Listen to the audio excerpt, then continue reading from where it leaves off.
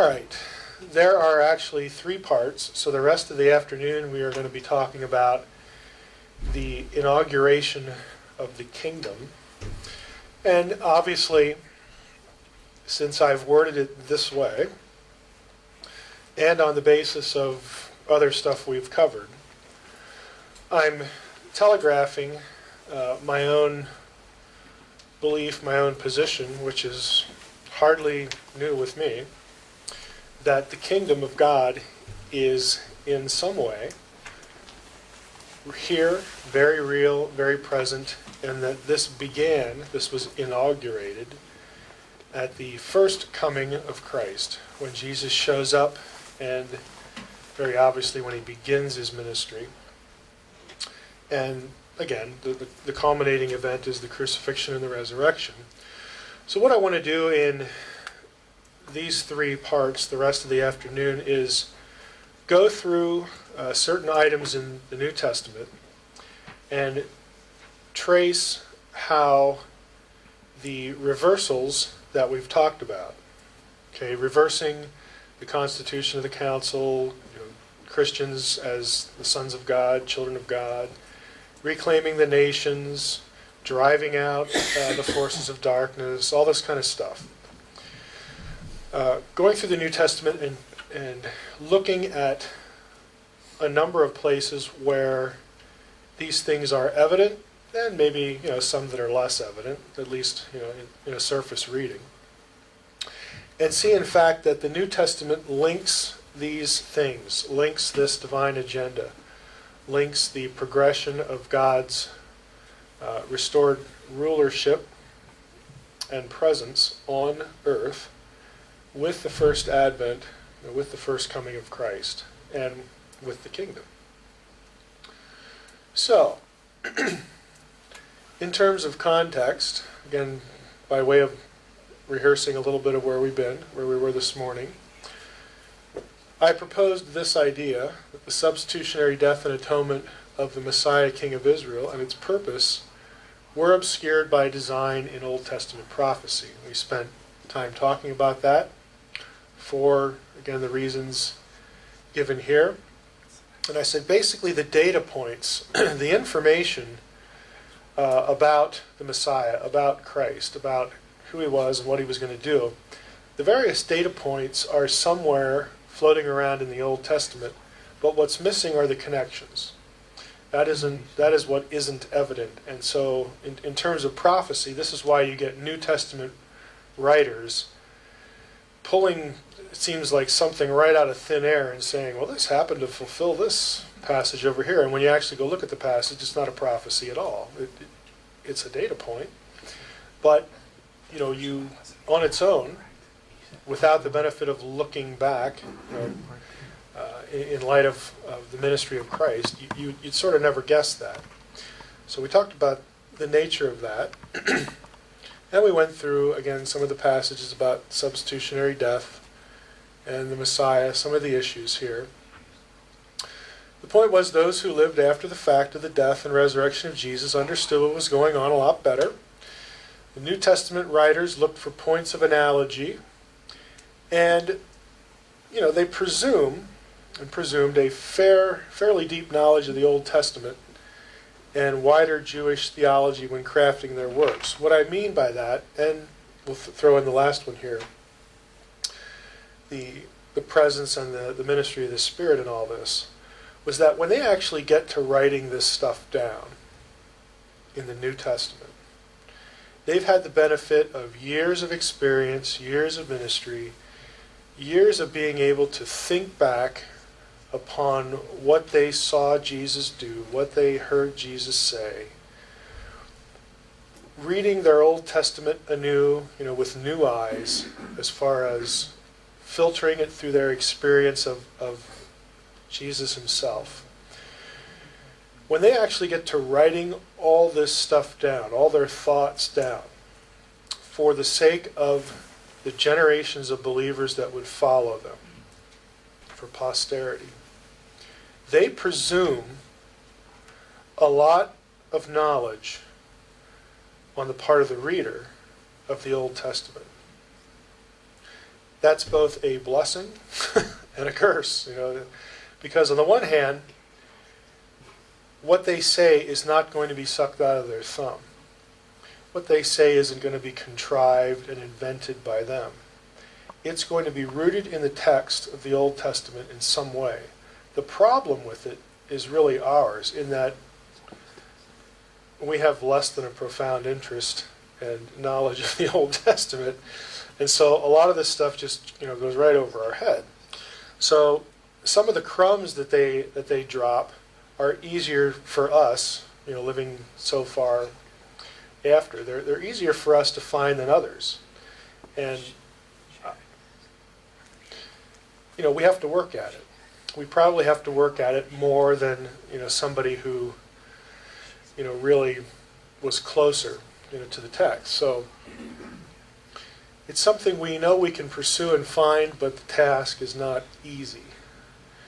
Main thrust of the New Testament, I would say, and this isn't going to be terribly profound, was showing how the life, death, and resurrection of Jesus of Nazareth did certain things, how it defeated and ultimately will eliminate Satan, because we are, again, going back to a perfected Edenic state that will be global.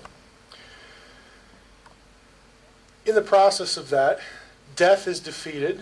Again, think of all these points as being connected to the life, death, and resurrection. Death is defeated, which ensures a believing remnant. Indestructible, earthly presence of Christ, that is, even after Christ is crucified and rises again, we're going to talk about how when the Spirit comes at Pentecost, the Spirit is, but isn't Jesus. Now, I didn't spend any time in the Old Testament stuff for this trip. I did this last year, about how the Old Testament theology witnesses to two, what I refer to as two Yahwehs, one invisible, one visible, so that the angel of Yahweh is but isn't, Yahweh himself, the pure, glory spirit, and how Jesus is but isn't God. He is God, but he's not the Father. All this kind of stuff in relation to a Godhead. When it's Jesus' turn to come here and fulfill his purpose and then leave, the Spirit replaces him, but there are various places in the New Testament that link the Spirit to Jesus. So it's not just the Spirit of God, it's the Spirit of Christ. So, this is a freebie. That's actually where Trinitarianism comes from. There is no verse that articulates, Trinitarianism or anything like that. It's the fact that in the Old Testament, we've got a visible and an invisible Yahweh. You got two that are the same but aren't. And over here, in the New Testament, we've got two that are the same but aren't, Jesus and God. And we have another two, Jesus and the Spirit, that are but aren't the same. And uniting them, there are actually three persons in that. There's the invisible God, there's the embodied God, and then there's the Spirit. They are but aren't each other. That's actually where this whole mindset comes from, not from like some verse somewhere. But anyway, pardon the rabbit trail. The kingdom is inaugurated. It's begun. Again, the Great Commission advance, progressive reclaiming of the disinherited nations, and the reconstitution of God's family and the council as originally intended. And what I mean by that, the council as originally intended was a cooperative administration, a cooperative relationship between divine beings and human beings who both image God. Mm-hmm. Okay, that's why, again, you have this plurality going on. So these three things, these three big thoughts, are a working out of this major focus. So let's go to the very beginning, at least as far as the New Testament's concerned, and talk about the birth of Jesus. And I would say we have here the secret arrival of the King who does these things. Inaugurates the kingdom, reclaims the nations, defeats death, heals the transgression of heaven and earth, whose effects still linger. How does, what Jesus did, his birth all the way through what happens at the crucifixion, how are these things accomplished? Now, I brought up Romans 10 before, and I want to track on that a little bit to show, again, how there's this cryptic element to this. We have Romans 10, and Paul talking about, hey, what about people who need to hear the gospel and so on and so forth. And he comes down here, faith comes from hearing, and hearing through the word of Christ. But I ask, have they not heard? Indeed they have. For, and then he quotes Psalm 19. We've already seen this. Their voice has gone out to all the earth, their words to the end of the world, the ends of the world. Paul quotes the Septuagint, like he does most of the time, the LXX, and the LXX Septuagint had their voice. And if you go back to Psalm 19, we see where he's getting this. Here's the passage. Heavens declare the glory of God, so on and so forth. There is no speech, nor are there words, whose voice is not heard, meaning there's a lot of things that can be heard from the heavens. Their voice, there's the Septuagint, goes out through all the earth, and their words to the end of the world. I actually think the Masoretic text, the traditional Hebrew text, their line, is just as good of a rendering. Because what's being talked about here are the things you see in the sky. And the LXX has that they're speaking, they're saying something, they're giving us information. What might the line refer to? Their line.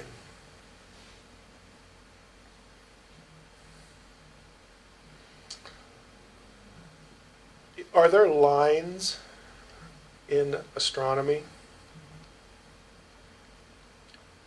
In what I'll call astrotheology? There are some really important lines. One of the most important lines is called the ecliptic. The line is a path. Okay, certain stars follow certain paths annually. Some of them don't. Some of them never move. Those are the circumpolar stars. But other ones do. And so the idea of a line is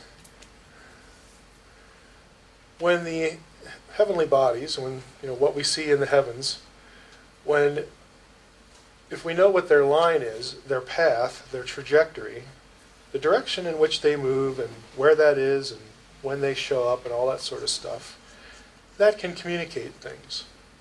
So either way, their voice, their line, to me it doesn't make any difference. But here's what I think Paul is talking about. Now let me preface by saying this. I'm not in the E.W. Bullinger camp or the Seiss camp. These are two well-known, authors, biblical writers, biblical researchers who believed that the zodiac communicated the entirety of the gospel, kind of like the Romans Road in all its details. And they have books on that, and they're interesting. I don't actually believe that. I think that says too much. But I do believe that there were certain pieces of information that if you believed, as both Jews and Christians believed, that God was behind what was going on in the heavens, that there were certain pieces of information that could be gained that pertain, in this case, to the arrival of a king who is associated with divinity, deity. I think that much. Everyone in the ancient world who thought in these terms, if they were looking, could have known or could have suspected. And again, this is lost on us because we don't assign meanings to the things we're watching in the sky because we're modern. Okay, we just don't do that anymore. But for the ancient person, there was a great deal. There were whole systems. There were whole catalogs of what they suspected or believed. Probably a better word, what they believed, right or wrong. about what was happening in the stars. And we can talk about, there's a whole history behind this, of why certain ideas would be associated with certain things. Again, right or wrong, they believed it, and so when they're looking, they're thinking certain thoughts. And a Jew or a Christian would say that God was behind that in terms of God used that belief to telegraph this event. It's not that God's endorsing the approach, but God uses the belief system to telegraph to the Gentile, to everyone who would look, this event. Now it helped if you had the scripture with you, because then you can sort of measure what you're seeing against a timetable that you might be able to work out. And the Magi had that. But they also were trying to tune into this. All that set aside, John in fact gives us this description. He gives it to us 90 years after the fact. So he's had time, because he knows about the birth of Jesus. He was a disciple, he lived among them and all this stuff. It appears that his curiosity was at least piqued at one point, or he was prompted by the Spirit to wonder, I wonder if the birth of Jesus, I wonder what was like going on in the sky at that time. And he writes things down for us that happen to correlate chronologically with that event. Let me show you how. A great sign appeared in the heaven, a woman clothed with the sun, with the moon under her feet, and on her head a crown of 12 stars. Of course, she's pregnant, crying out in birth pains. Then we get this red dragon with 7 heads and 10 horns. On his head, 7 diadems. And he's crouched there waiting to devour the child. But of course doesn't. Looks like the child's going to be completely destroyed. Gives birth to the male child who was destined to rule the nations. But the child was caught up to God and his throne. Okay, resurrection, ascension, all that. This is a very odd way to describe the birth of Jesus. Unless, again, God was setting things up so that people who were thinking in these terms could detect something, could detect that information. The arrival of a messianic king was relatively knowable by looking for signs that Jews and Gentiles associated with divine birth. So again, God is, I would say, stooping to use this worldview, this idea, this approach, to give out some information so that people could be informed if they were looking. Of course, there weren't many people looking. Astrotheological thinking is well known in Judaism because of Joseph's dream. Remember the dream, the 12, all the stars bowing down and all that kind of stuff. And other passages. And archaeological stuff, like zodiac mosaics in Jewish synagogues. There are other passages that talk about stars and associate stars with divine beings and divine activity. I'm not going to give you a rehearsal of that. A Jew would have been thinking of the Jewish calendar, along with the 70 weeks of Daniel, though the latter could not provide a 0 point because it's ambiguous. This is an example of a zodiac mosaic. This is at Beth Alpha.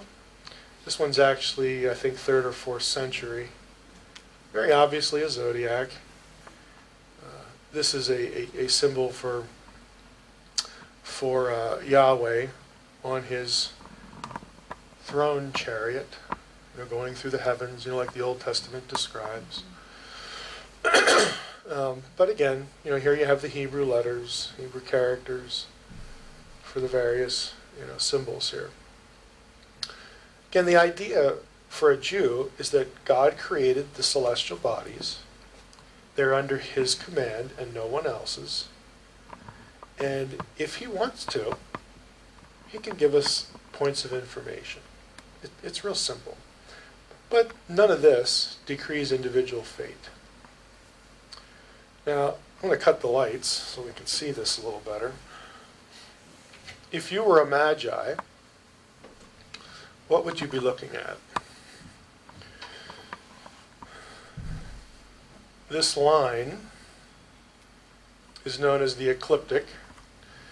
This is the path that the 12 constellations of the zodiac take every year.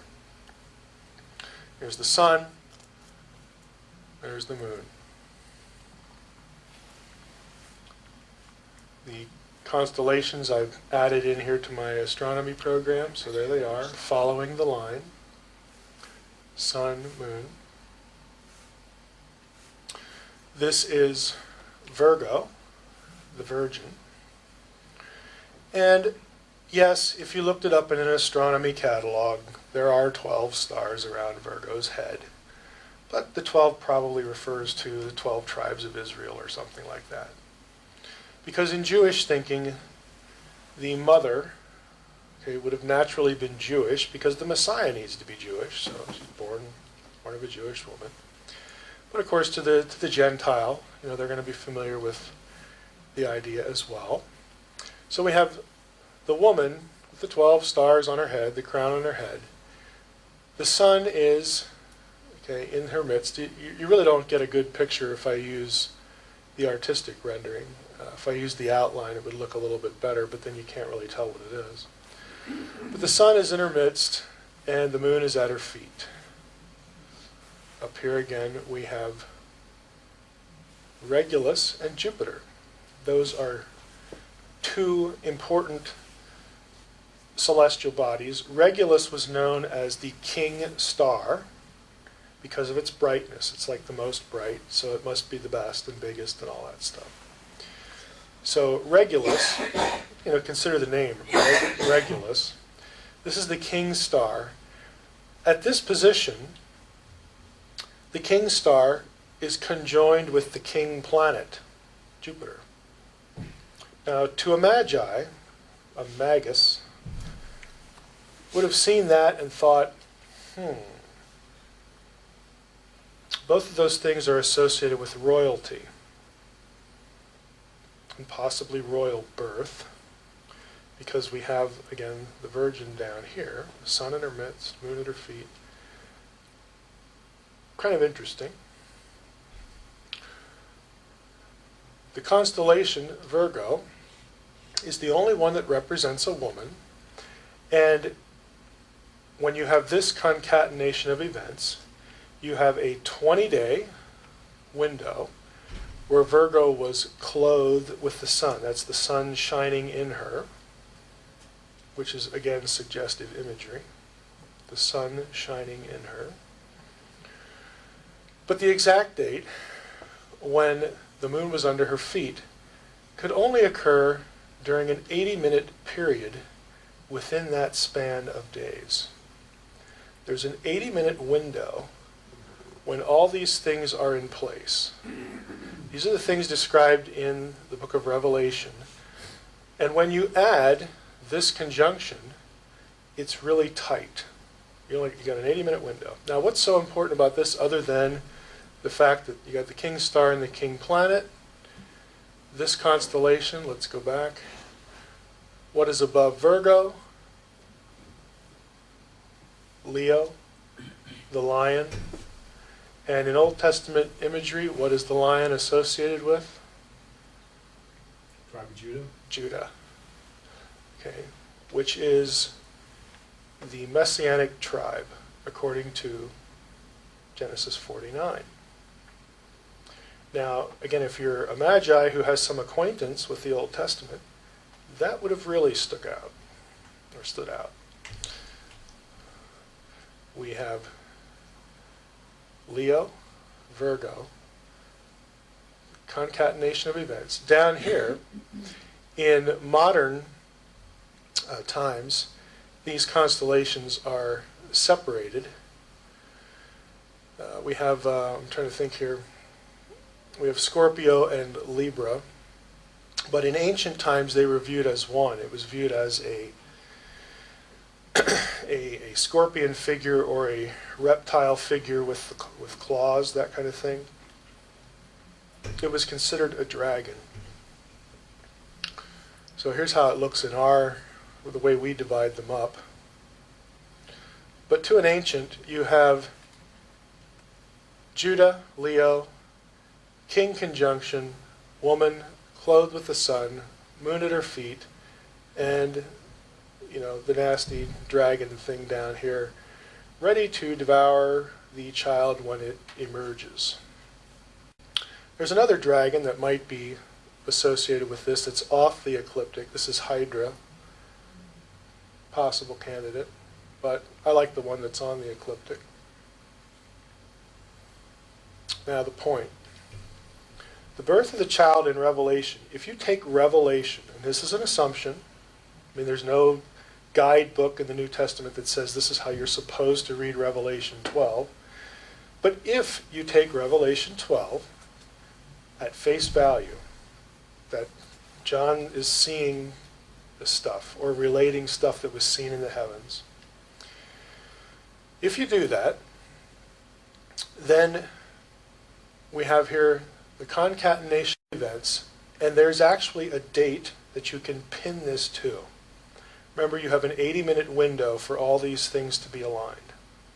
And that date was in 3 BC, September 11th. I know that sounds kind of weird because of September 11th. That is the date. You have an 80-minute window for this to occur.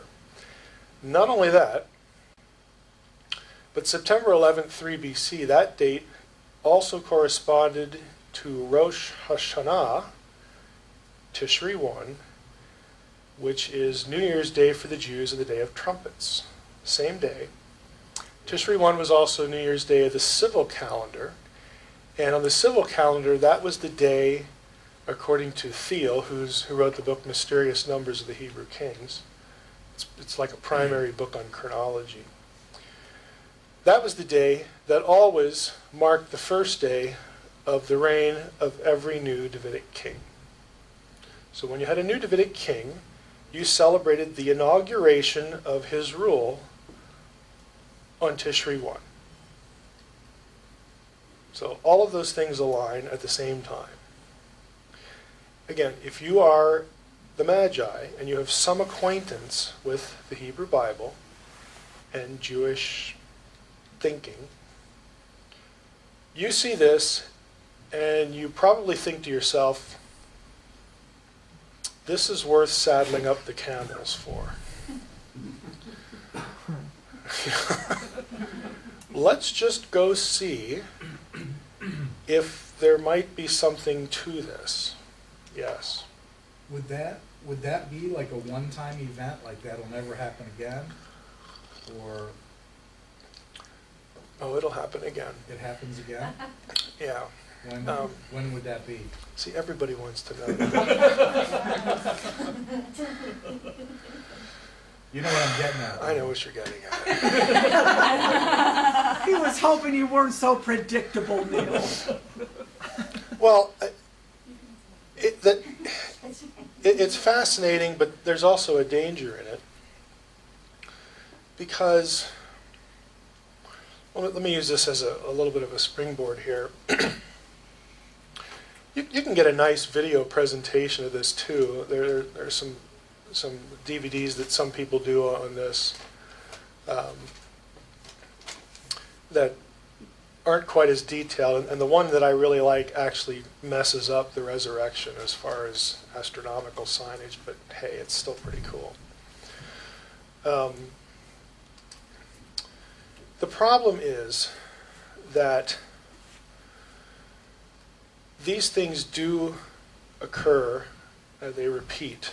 This set of signs, okay, recurs with a fair amount of frequency in terms of astronomical time. They're not exceedingly rare. But when you add this, okay, and again, these aren't mentioned in Revelation 12. When you add this stuff up here, and there are, if you were an astronomer and you put this into your astronomy program, if you look around, at elsewhere on the ecliptic, there are other things going on. So the more you add to mimic, to mime, to photograph the precise moment, the rarer that same arrangement is at other times. So the rarity or the frequency of this occurring again depends on how much information you think is important to look for again. You follow that? Right. Now, there's something going on the web that talks about, I guess it's this year, is it next year? It's not 2012. It doesn't overlap with December 21st, 2012. But there's something, I can't remember, it's either this year or next year, where you get this part of it, but you don't get the others. So, with all that being said, the next time all of this happens, with a few other things that I don't have in view here, is between it's 2062 or 2063, and there's a 2062 and 2069 7-year sequence that mimics other things, other elements and other astronomical events associated with the life of Jesus. Now you say, well, that must be when the Lord's going to come back. There is nothing in the New Testament that suggests or calls for precisely this to be reduplicated. What you do have is you have Jesus in Matthew 24 talking about signs in the sky, specifically the sign of the Son of Man. There is no verse that calls this the sign of the Son of Man. Maybe it is, maybe it isn't. Who knows? Again, so you got a number of problems. How much of what, how much of this stuff matters, in other words, to create the picture? Does it mean anything at all with respect to anything but this event? Scripture doesn't say. And do we have, some reason to believe that this should be called the sign of the Son of Man? You got nothing for that. So I would not invest much time into plotting out your life. Again, in my case, what's left of it, I'm not going to make it to that anyway. I would not invest much time into chasing this down, but lots of people do. I think when Jesus says that we can't know the day or hour, that we should take Jesus at his word. And someone can come back and say, well, we may not be able to know the day or hour, but we might be able to know the month or okay. You want to go there, fine. You're going to go there whether you have this or not. You're going to, How about that let's 80-minute window? let's take a lesson from Harold Camping. Yeah, how many lessons do we want to take? Again, the 80-minute window, again, associated with all these things. Which snapshot do you want? It still comes back to that. Because this in Virgo right here is not that rare. The more you add, the more difficult it becomes to reproduce it, just in terms of the cycles of time. I think this is what Paul was probably thinking about, that you should have been able to know, to people who had some acquaintance with the beliefs of the day, the way people thought of the day, the religion of the Gentile and even of the Jew, that if you took Daniel seriously, you should have been looking for something like this, and you should have been able to tell relatively, when the Messiah was sort of supposed to show up. I think you got to draw the line there. That's not really the full gospel, but what it is it is the culmination. It is the fruition of the promise back in Genesis that someday there's going to come some human being who's going to be born, And again, start filling in the pieces of the mosaic. There's going to be a human being, he's going to be the son of David, and I'll show you a few other things about divinity. Again, you start filling in the mosaic, and you can tell, relatively speaking, that, boy, it's really close. It's got to be close. We ought to be expectant here. And so you were not without warning. You were not without knowledge. I think that's the point of what Paul's saying. I don't take it any further than that because, Bullinger and Seiss, if you're interested in that, it makes for interesting reading about how all the constellations along the ecliptic say something about the life of Jesus and the gospel and whatnot. I think he presses it a little too much. A few words about Jewish calendar. The previous correlation, the previous stuff there, of these astronomical signages follows the modern Jewish calendar, where the first month comes in the fall season. So the calendar that the Jews use today, and the Jews use more than one calendar, this is the problem. The calendar that the Jews use today was adopted in the 4th century AD. And that calendar is still the civil calendar for Judaism. It's non-religious concerns. And so New Year's Day is Tishri 1, and that occurs in the fall. In biblical times, the first month and the new year was in the spring. It was called the month of Aviv, or Nisan in the Hebrew Bible. And we're actually told that was set in Exodus 12, 1 and 2. God says, to Moses, this is when, the new year, this is when you're going to do this, that, and the other thing. This will be the first month. Now, since this was done here, you have to ask yourself the question, what did they do before? What did they do before Exodus 12? This date, the Exodus 12 date, the Jews still use for their ecclesiastical purposes, for their religious calendar. So New Year's Day, religiously speaking, is Nisan 1. So they actually have 2 New Year's days in Judaism. One is religious, one is civil.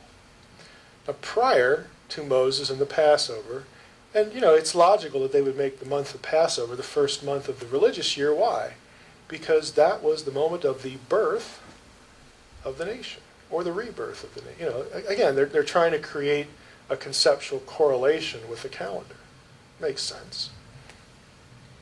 Prior to that, Semitic cultures of Canaan began their year in the fall, just like up here with Tishri.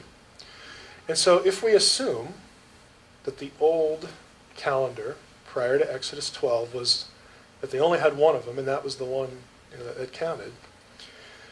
Consequently, the most ancient calendar took Tishri 1 as New Year's Day, which the rabbis happened to believe, this is so typical of the rabbis. They believed that creation day 1 was Tishri 1. Now, wouldn't that make sense? That's when time starts, so that must have been the first day of creation. Tishri 1 must have been who knows? Okay, but this is what they assumed, this is what they thought. They must assume that because Tishri 1 was the first day, since the fruit of the garden was ready to eat right away. See, back here, you have the fall season when, you have the harvest going on, and, since Adam and Eve, when they were created, fruit was ready to eat. So it must have been the fall. Okay? Kind of quirky. But that's what they're thinking. Now, it may or may not matter for a kind of interesting reason. Flood time. And of course, when we talk about the flood, the sons of God sort of mosey into the picture. If you take the statements about flood chronology,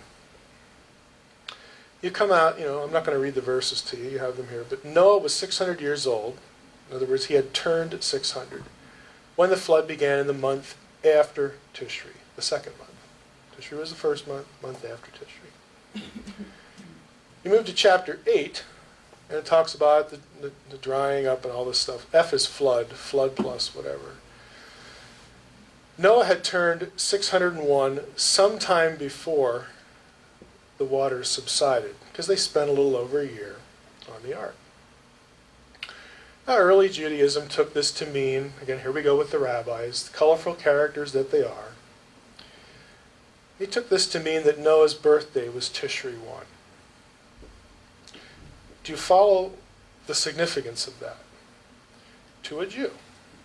Right or wrong, doesn't matter if they're right or wrong. If Jesus is born on Tishri 1, okay, and that was Noah's birthday,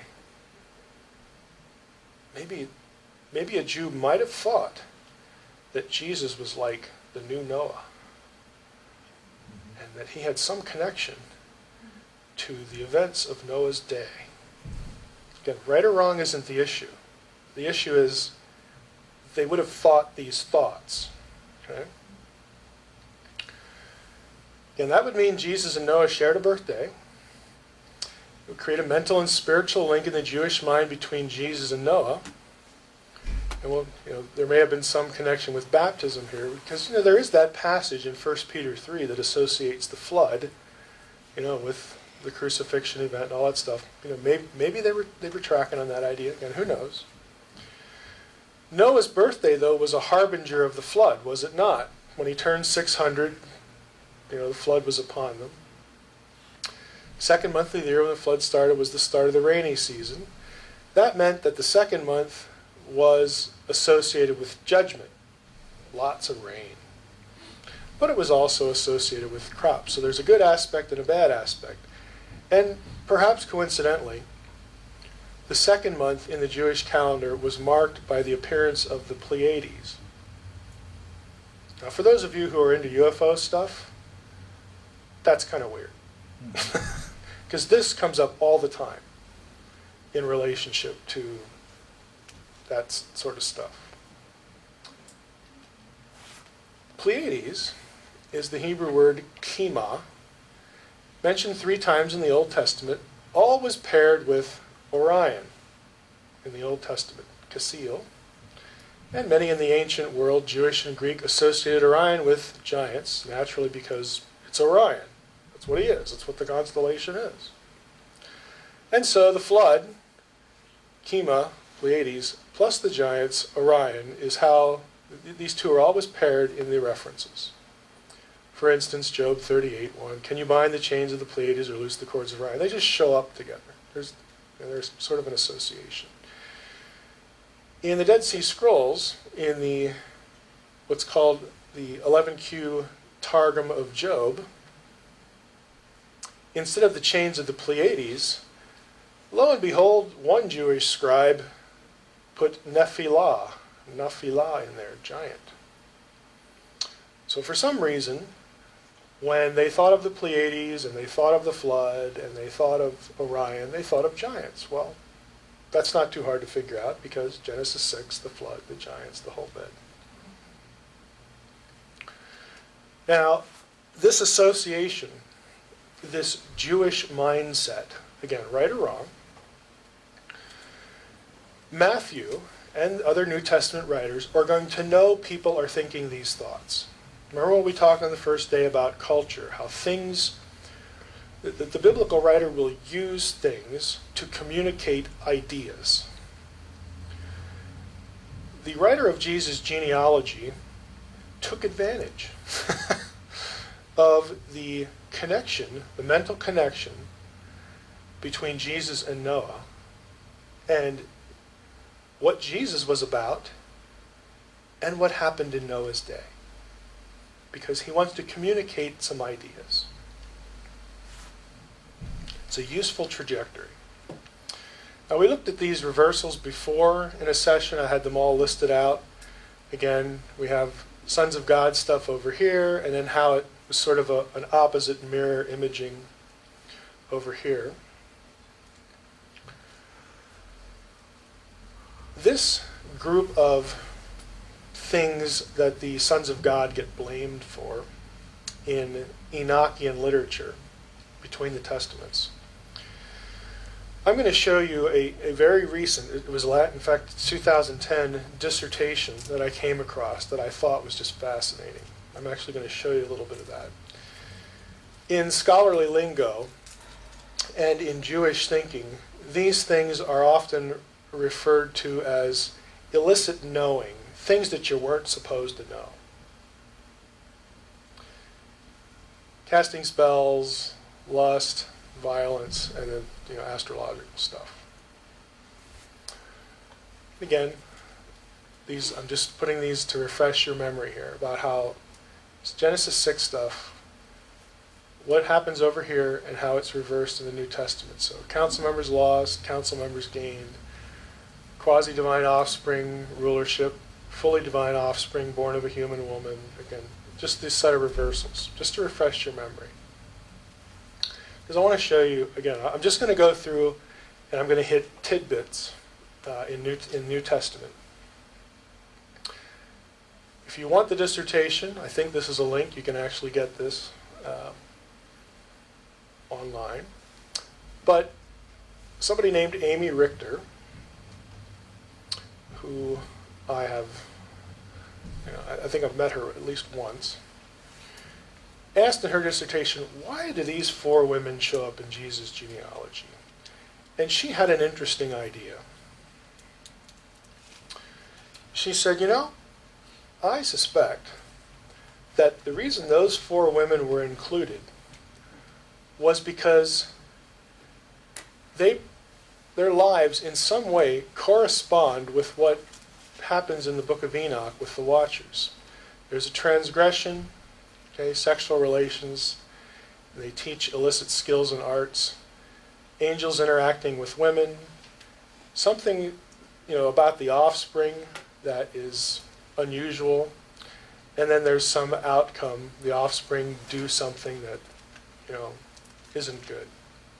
So she called this the Enochic template, basically the flow of the Enoch story. And so she goes through the 4 women. Tamar, of course, here's the sexual element, acting as a prostitute. Tamar is called a kadosh in the story of Tamar in Genesis 38. The kadosh is a technical term for a cultic prostitute. So right there you have an idolatry association. Later rabbinic traditions, again, this isn't biblical, it's just part of the way Jews thought about their Bible, associated angelic guidance of Tamar and Judah, because Tamar becomes pregnant by Judah. She deceives him.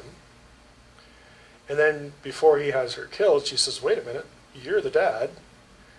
And he says, okay, you can live, because I'm guilty, I did wrong. And she has a child. And the child is named what? Anybody remember the name? She has 2 children, actually. Perez and Zerah. Anything interesting about Perez later on? He is in the genealogy of Jesus. He is part of Jesus' genealogy. Rahab. Again, Canaanite prostitute. We know all about Rahab. Interestingly enough, the spies that go visit her are called malachim. It's kind of an odd thing to call them. Now, I'm not saying they were angels, but it's the same word. And so the possibility exists that when the biblical writer called them that,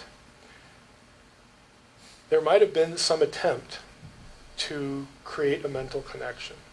Something happening here has to do with something happening elsewhere. The rabbis picked up on this, and so in their traditions, they sort of went off on this word and did in fact interpret in their later commentaries. The spies were interpreted to be angels along the same lines as angels who visited Abraham and Lot. Again, I'm not saying that's biblically sound. I'm just saying that's what they're thinking. No offspring are named in the story. Rahab later gets married and joins Israel. Matthew names Rahab, though, as the mother of Boaz. Boaz extends from Rahab's line, a couple generations down. And Boaz is called a Gibor in the book of Ruth. Gibor, of course, was the same word usually translated as giant gigantes in the LXX. And in fact, you know, you see that in the LXX in a number of places. No, I'm not saying Boaz was a giant. He's just called by that name. The whole issue is that when writers are doing this, they want you to think certain thoughts. Let's go back here. We have, again, the template. And so here's going to be the point. I'll telegraph where it's going a little bit. We know that the story of Genesis 6, and the outcome of the story is death and destruction by the giants. You know, just Genesis 6:5. There's just rampant wickedness because of what they do. So this writer is suggesting that the 4 women are picked for the genealogy partly because the outcome of their own story is good. It's a positive rebuttal or imaging or reversal to the Genesis 6 stuff. Okay, Tamar, one of her kids, winds up in the line of Christ. Rahab, we get Boaz. And of course, out of Boaz, we're going to get David. And, you know, Rahab was later praised by Jewish rabbis. Again, they're making it up, or they're imagining it. But it shows a consciousness, is the point. Later, she's praised for her hospitality for entertaining angels. Oh, wait, isn't that like a New Testament idea, too? You know, that whole thing. Ruth. She is a Gentile. Again, Moabite woman, crosses the ethnic boundaries. You weren't supposed to marry them, but, you know, that happens anyway. In preparation for her encounter with Boaz, she makes use of the illicit arts relating to seduction. Now, where this comes from is when, it's not that Ruth was doing anything bad or lewd. When Ruth goes into Boaz at night, after her mom has said, you know, you guys need to get married, you know, so we can get out of this pitiful situation. And he's a nice man. He's treating you right, and we're kin. She goes into Boaz and uncovers his feet and lays at his feet. Elsewhere in the Old Testament, that is a euphemism for exposing his genitals while he's sleeping. She doesn't do anything. She just stays there at his feet. Now, when he wakes up, he naturally discovers that, sees her, and knows what? It's a marriage proposal. I want you to marry me. Yeah, you just read the story. And so then he says to her, well, you know, I am the near kin, you know, I'm in the line of kinsman redeemers, but there's somebody who's next in line, you know, or first in line. And so, you know, we have to obey the law of God, you know, that says this person has the right to you as a wife before I do. And that's why you get the scene in Ruth 4 when they have the whole, you know, Boaz is a little clever about it. Yeah, I got a piece of land, you want it? Oh yeah, I'd like that land. Then he says, oh, by the way, if you take that land, you got to marry Ruth, the Moabitess. Oh, come on, you know, really? Maybe some other time. I don't need another wife. And he surrenders his right. And so Ruth and Boaz can get married. Okay? It's a pretty well-known story. Does the shoe have anything to do with it? The shoe was the sign that the transaction was completed. Because in the levirate marriage laws, if the lever, the brother, it's a Latin term for brother-in-law. It's how the story gets referred to. It's not a Hebrew term, but the person who was next in line, who was obligated by Mosaic law to marry the woman, even if he was married, he was supposed to marry her, because this is sort of like a built-in, you know, system for taking care of widows. Because, you know, if you're not married, you don't have property, you know, you have a certain amount of limited rights, you know, you're pretty much destitute. You do what Ruth did. She went out in the field and gleaned. I mean, that's how she sustains herself, and of course, Naomi. So it was a manly thing. It was a proper thing for a relative to take care of widowed women in his family orbit, and that's the way you did it. You brought them into your house so that they had the status of wife. They weren't just servants or something, or concubines. She had the status of wife, and so then she had more legal rights accrue to her as far as material support and things like that. And if you refused it, then you got a sandal thrown at you and you got spit on and stuff like that. To show contempt that you're not doing what you're supposed to be doing. Now later, in the case of a willing transaction, the sandal was exchanged. It wasn't thrown at anybody and that kind of thing. So that became a sign of a binding agreement. So Ruth is the wife of Boaz, who is the Gibor. Her sister-in-law Orpah is the mother of 4 Giborim. And this is just stuff in the Hebrew text. As a Moabite, her ancestral home is the former residence of a race of giants, the Amim in particular. Does it say Orpah was the mother of Orpah in the Yeah. Bible? Yeah, these terms are used in the text. Giborim is a generic word that means great men, powerful men, wealthy men. It doesn't necessarily mean giant, but in some context it does. Remember, context is king. You can't just import one meaning into another passage without a justification from the context. But here's the author's point, that in telling the story, crumbs are being dropped that will make you think about the flood and Genesis 6. But in this time we get a really good outcome. Jesus reverses that. Because this is Jesus' genealogy.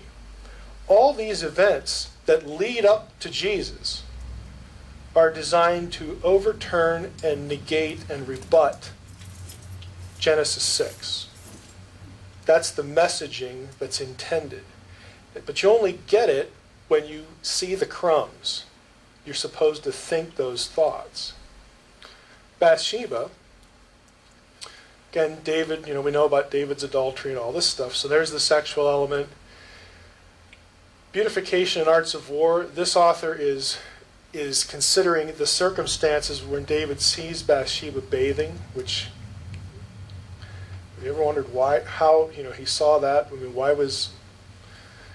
how is it that she could pick a place to take a bath so that he would see her, that kind of thing?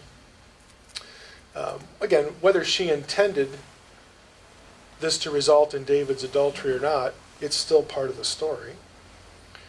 First child dies, again, as punishment. Solomon is born from Bathsheba. Again, Bathsheba eventually marries David. David is also called a Gibor, and he has mighty men around him, Giborim.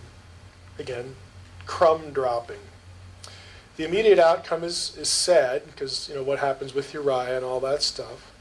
But the longer term outcome is the birth of Solomon and Bathsheba's role as the Gevirah, the queen mother. That's a term for queen mother. She becomes the special, the favored wife. And it's going to be her son that inherits the throne. Okay? So Solomon's going to inherit the throne. Again, summary. We're just talking about birth, the way the stories are crafted. You and I look at the genealogy as hopelessly boring. A Jew who was, again, reading it in their own language, whether Greek or Hebrew or Aramaic, the consonants are the same for all these words, are reading this, and they're thinking, hey, Giborim, Gevirah, all this kind of stuff. Well, why didn't you use Na'ar, young man, or some other term? And the conscientious reader, the conscious reader, is thinking, when I read it, when you're choosing this vocabulary, I can't help but think about this other stuff. Plus look who you're picking, Ruth, Moabite, from the Transjordan, that was the land of the eight. I mean, all these things are floating through somebody's head as they're reading this in their own language. And if the author, Matthew, were sitting next to them, he'd go, yeah, isn't that cool? That's the point. because I want you to see that in the birth of Jesus, in his genealogy, God was in the circumstances in all these places. And the message I'm trying to telegraph is that there's something about this guy right here that has something to do with Noah and the flood and all that stuff.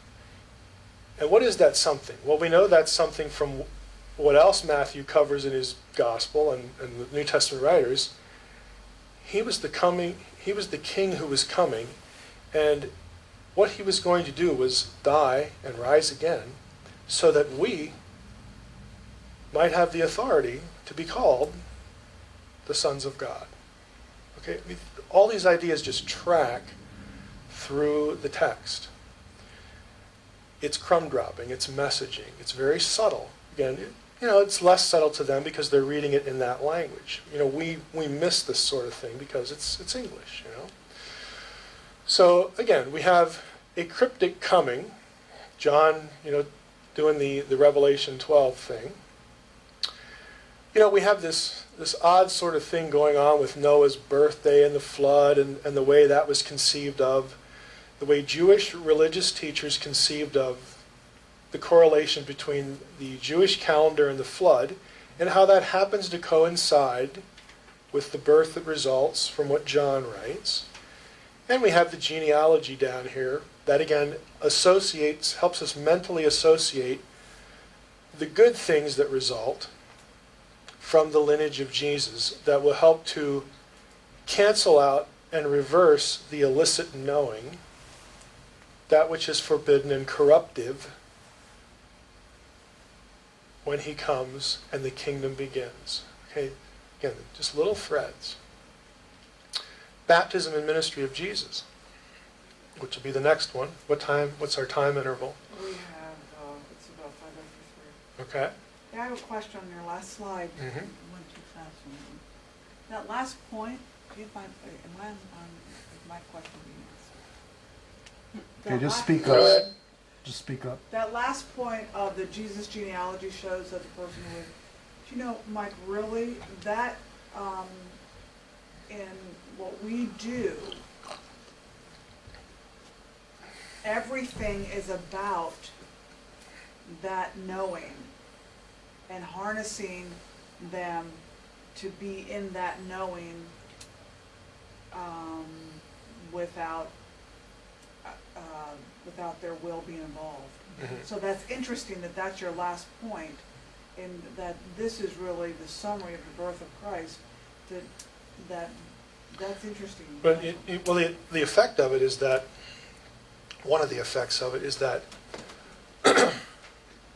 you get these things that you're not supposed to know.